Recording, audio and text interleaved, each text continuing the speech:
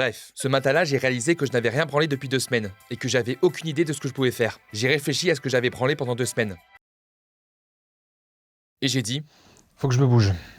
Je suis allé sur mon ordinateur et j'ai commencé à faire une liste de sujets potentiels pour les prochaines vidéos. J'ai écrit « liste de sujets potentiels pour les prochaines vidéos ». Et puis j'ai rien écrit. Pendant 20 minutes. Je suis allé sur YouTube car j'arrive pas à me concentrer pendant 20 minutes d'affilée. Et je suis tombé par hasard sur quelque chose qui m'a interpellé. Bref 2. J'ai dit « Cool. J'étais content et je me suis dit que ça faisait longtemps que je n'avais pas regardé la série. Donc j'ai pris mon ordinateur, je me suis posé sur mon canapé, j'ai regardé le rouleau de Sopalin quasiment fini que j'ai balancé au loin, et j'ai regardé la série. J'ai commencé à enchaîner tous les épisodes sans m'arrêter. Au départ, j'ai rigolé, puis j'ai été attendri, puis j'ai été surpris, puis j'étais pas bien. Et après, j'ai déprimé.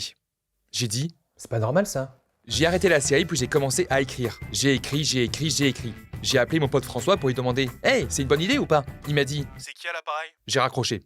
J'ai dû me tromper de François. À ce moment-là, j'ai réfléchi et je me disais que faire une parodie de Bref pour commencer une vidéo sur Bref, c'était saut 2012. Je me suis habillé, je suis allé au studio, j'ai installé les lumières, je me suis posé devant la caméra et j'ai dit C'était déprimant de ouf, bref.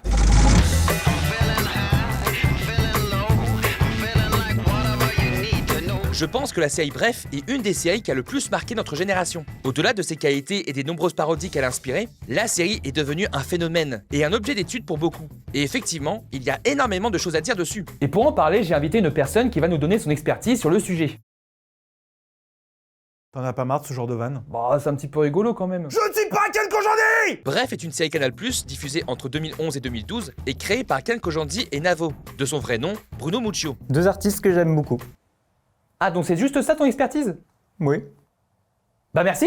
Et ce que je trouve cool dans son processus de création, c'est que Bref est avant tout une série entre potes. Attention, je dis pas ça pour minimiser l'ampleur du projet. En fait, c'est quelque chose qui revenait souvent quand j'étais en école de cinéma, avec mes professeurs qui me disaient « Ne faites pas un film de potes ». Alors oui, je comprends ce qu'ils ont voulu dire. Mais ici, on a l'exemple typique où 2 potes se sont dit « Hey, ça te dit qu'on fasse une série ?»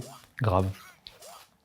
Il y a des moments où on n'a pas besoin de plus. Faut juste se lancer et créer. Kian et Navo, entourés de leur bande, tournent et montent un pilote. Et la coup de chance, l'un d'entre eux possède un contact chez Canal+, qui accroche au projet et veut une série complète. Alors oui, c'est sûr que d'avoir des contacts chez Canal+, ça aide, mais ça n'enlève rien à la qualité du bousin. C'est des bons gars, je te jure. Le succès est indéniable. Tout le monde ne parle que de cette série qui devient rapidement culte. Et après 82 épisodes, la série s'arrête en 2012. J'ai une annonce à faire. Je suis un peu ému, c'est juste que enfin voilà ce que je... Oh. C'est Ken Kojandi, j'ai 42 ans. Là, je m'apprête à sortir la 2e saison de Bref, exactement. La saison 2 a été annoncée et diffusée sur Disney+. Oui, pas Canal+. Et c'est pourquoi cette vidéo sort plus tôt, car j'ai commencé à écrire en décembre et que j'ai été rattrapé par la réalité. Et par ce putain de tweet et cette annonce qui m'ont fait paniquer. Aujourd'hui, on va donc revenir sur ce qui a fait le succès de Bref, son histoire, ses gimmicks et ses influences. Une sorte de récap avant la saison 2.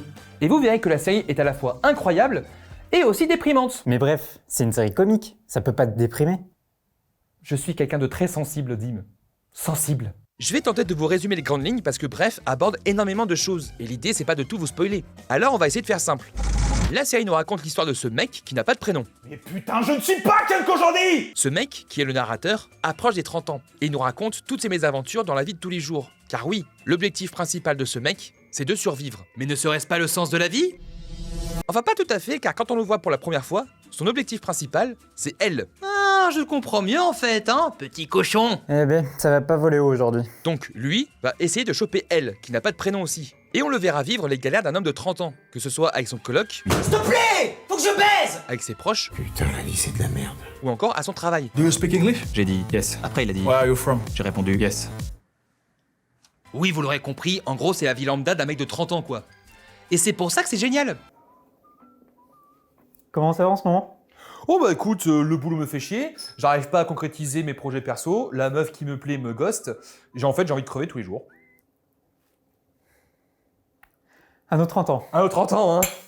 Toute la série aborde le prisme de la trentaine sous un angle universel. L'humour tourne autour des pensées du personnage principal qui nous partage des épisodes de vie et des anecdotes que quasiment tout le monde a pu connaître au moins une fois. C'est donc très facile de s'identifier, car on peut s'y retrouver dans beaucoup de situations et on prend du plaisir à suivre ses mésaventures, car on a l'impression que ça peut être un décalque de notre vie. Mais je trouve qu'il y a un léger problème en fait, parce que plus la série avance, plus le personnage devient un connard. Pardon. Vous en faites pas, j'expliquerai le pourquoi du comment après. Mais revenons sur le fil rouge de l'histoire. Car cette fille obnubile les pensées de notre héros. Mais ça ne l'empêche pas de vivre d'autres galères en plus. Et il arrive aussi à s'épanouir avec Marla, son plan cul que j'adore. Ah ouais, elle était géniale dans Bad Buzz. Oh, t'as bâtard. Mais également avec son ex, une policière qui ressemble beaucoup à Rosa dans Brooklyn Nine-Nine, ça m'a sauté aux yeux. Également au cours d'un plan à 3 avec une femme et un homme. Et là, je suis un petit peu partagé. La série contient quelques scènes et passages inclusifs qui font plaisir. Mais c'est vrai qu'il y a aussi quelques moments un peu trashouilles ou oppressifs qui font que la série a un petit peu mal vieilli par moments. Ça plaira pas à tout le monde. Mais ça va, ce n'est pas non plus dommageable pour le visionnage. Ouais, et puis à un moment donné, faut arrêter de faire les effarouchés, hein. De toute façon, on peut plus rien dire et on peut plus rire de tout. Moi, je me souviens à mon époque, on pouvait quand même déconner facilement sur tout ce qui est lourd. Et voilà, encore un youtubeur ciné de cancel. Mais putain, mais y a plus personne maintenant en fait. En parallèle de ça, en dehors de sa recherche de boulot et de ses problèmes perso, on voit peu à peu sa famille se déchirer. Entre les parents qui divorcent, le tonton beauf par excellence, le père qui s'incruste un petit peu trop chez le héros, et son frère qui est un support de fou et qui change d'orientation sexuelle au cours de la série. Ah ben voilà, encore du contenu woke. Mais ta gueule. Tout ce beau monde essaie donc de vivre sereinement comme ils peuvent. Jusqu'au moment à l'épisode 40, où le héros, après un parcours tumultueux, beaucoup d'obstacles et énormément d'occasions manquées, arrive à choper la fille. Allez mon grand, t'es grand aujourd'hui, t'es grand, t'es très grand. Et la série aurait pu s'arrêter ici, parce qu'au départ, il n'y avait que 40 épisodes qui ont été commandés. Sauf que, au vu du succès monstrueux de la série, Canal+ a demandé une autre fournée d'épisodes. Sauf que c'est à partir d'ici que les choses deviennent moins roses. Parce qu'au-delà de leur idylle naissante, les événements vont prendre une tournure inattendue. Et les défauts du personnage vont devenir de plus en plus visibles aux yeux du public. Avec le fameux passage aux 30 ans, les choses positives et négatives qu'on rencontre quand on est en couple, le romantisme, les disputes, la vie à deux, et des choses aussi un petit peu moins reluisantes comme les pannes. Enfin après je trouve que c'est pas le truc le plus réaliste de la série, hein, parce que moi ça m'est jamais arrivé. Moi non plus. Mais également ce moment hyper important où le héros devra faire un choix entre Marla et la fille. Un choix qui va montrer au héros qu'il devra prendre ses responsabilités et assumer sa personne. Car comme dit le dicton, Un grand pouvoir implique de choisir celle qui a le meilleur ball. Pour la dernière fois, je ne suis pas Ken Kojandi.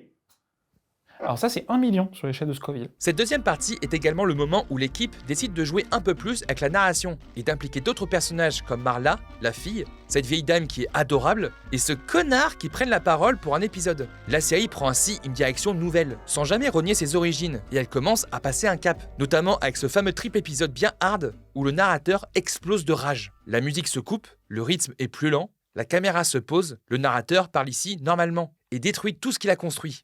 En à peine 2 minutes. Bref, je me casse. Ouais.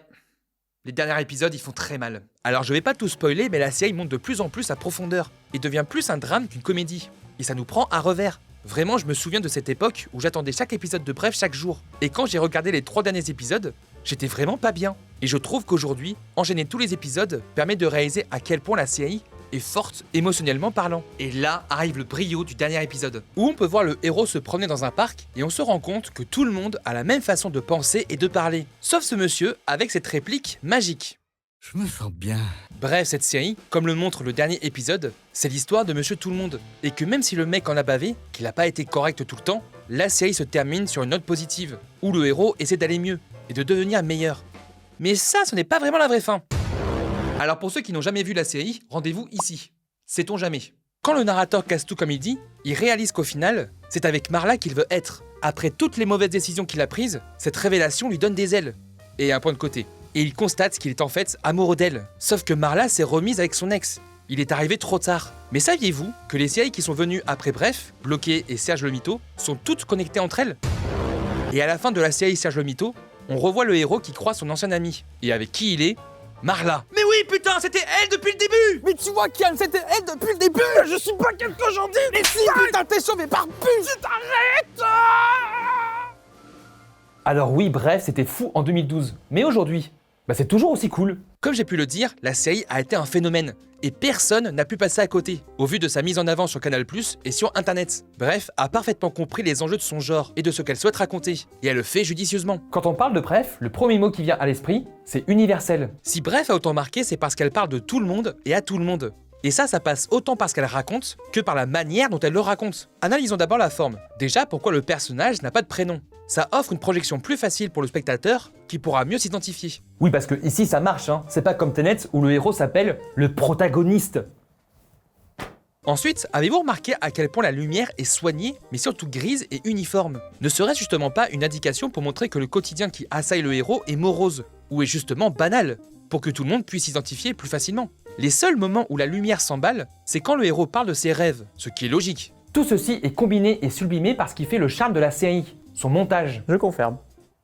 Tu pourrais pas juste en dire un petit peu plus? Le principe de Bref, c'est d'illustrer les pensées d'un mec lambda. Tout le monde pense à 1 milliard de choses en même temps et le montage devient alors le miroir de ses pensées. Et pour éviter d'avoir la nausée et d'être confortablement installé dans la tête du héros, le montage joue habilement avec une certaine musicalité pour rendre le tout fluide et lisible pour tous. Ce montage très clipesque est judicieusement travaillé pour nous amener naturellement jusqu'au bout de l'histoire, entre la musique techno qui impose un rythme dynamique, les transitions à la sonorité propre à la série et les jump cuts apposés intelligemment. Le maître mot de la réalisation de la série, c'est fluidité. Ainsi, le montage vient influencer l'écriture même de la série et son rythme. La réussite d'un épisode dépend presque exclusivement du montage avec la voix off et les réflexions du héros. Et ce style de montage, tu le retrouves aujourd'hui sur YouTube et TikTok pour capter le spectateur en permanence. Ah oui, donc ils sont plutôt en avance sur leur temps.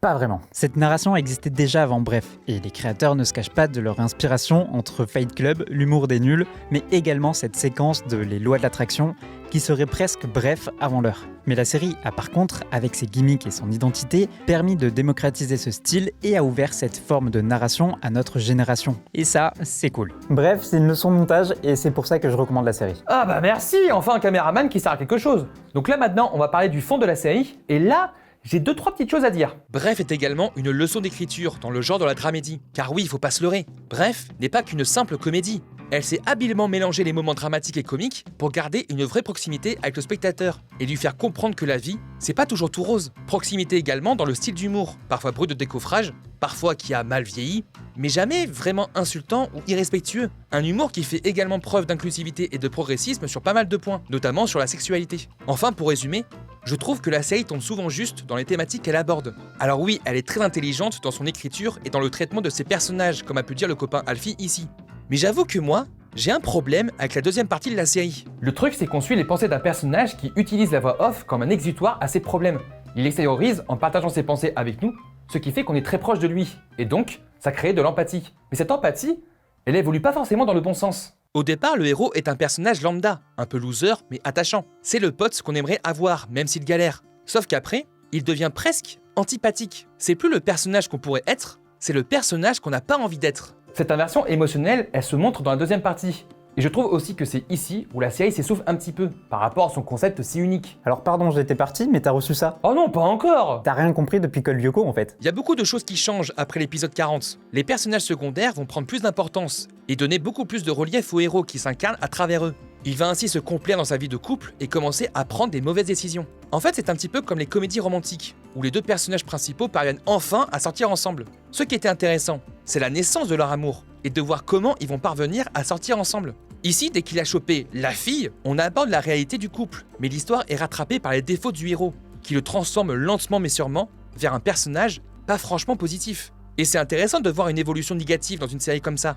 Mais là, l'universalisme propre à la série commence à s'éloigner. Et en fait, j'ai pas du tout envie d'être comme le héros en fait. Je veux être meilleur que ça. Comme beaucoup, on est tous passés par des phases communes avec ce personnage. Mais je pense qu'on a tous envie d'éviter un maximum de vriller comme il a pu faire. Mais c'est peut-être ça le message de la série. Attends, en fait, ce serait un avertissement? Non, plutôt un message d'espoir. Effectivement, dans cette optique, on pourrait dire que n'importe qui pourrait se transformer en quelqu'un de mauvais. Mais il ne faut jamais voir cela comme étant une fatalité. Au contraire, la série a ainsi vers la fin voulu briser ses propres codes et ses propres règles pour montrer que rien n'est définitif ou acquis, montrant ainsi une lueur d'espoir et qu'après chaque mauvaise passe, on finit toujours par remonter. Donc ouais, Bref est une leçon de comédie, mais également une leçon de vie. Toute notre vie peut basculer du jour au lendemain. Il suffit d'une simple, mauvaise journée, ou d'un choix difficile mais nécessaire. Est-ce que c'est une fatalité pour autant? Non, car il y a toujours un moyen de surmonter ces mauvaises passes et de devenir meilleur. Et quand la série Bref, dans son dernier plan, montre que demain sera meilleur, on se dit d'abord que c'est un petit peu niais. Mais parfois, au final, on en a besoin. Et donc maintenant, la fameuse question. Est-ce qu'une suite était pertinente? Je dois admettre que j'ai eu très peur lors de l'annonce de cette suite. À mes yeux, c'était pas du tout nécessaire, car en soi, la boucle était bouclée. Le dernier épisode symbolisait toute la force et la beauté de la série, donc pas besoin de revenir dessus. Mais il est vrai que malgré les mauvais penchants de son héros, on l'aime ce personnage. On a envie de le voir épanoui avec Marla, et de voir ce qui s'est passé après. Un peu comme la trilogie Before, on a envie de voir comment ils ont évolué. Eh ben, pas du tout. C'est toujours le même. Il est toujours un loser. Qu'est-ce que c'est que ce bordel? Très déroutant et inattendu, cette saison 2 a pris le parti pris de tout chambouler et de prendre tout le monde à revers. Car oui, effectivement, tout le monde a évolué, sauf lui. Et j'admets que je suis méga frustré de ne pas voir continuer sa vie avec Marla, qui est le meilleur personnage de la série. T'es la meilleure, Bérangère! Dès les premières minutes de cette saison 2, on sent qu'on est en terrain connu. Oui, c'est plus coloré, c'est plus long et c'est cool. Mais on n'est pas trop dépaysé, donc ça risque pas d'être aussi. Non, c'est du génie, c'est incroyable. Putain, merci.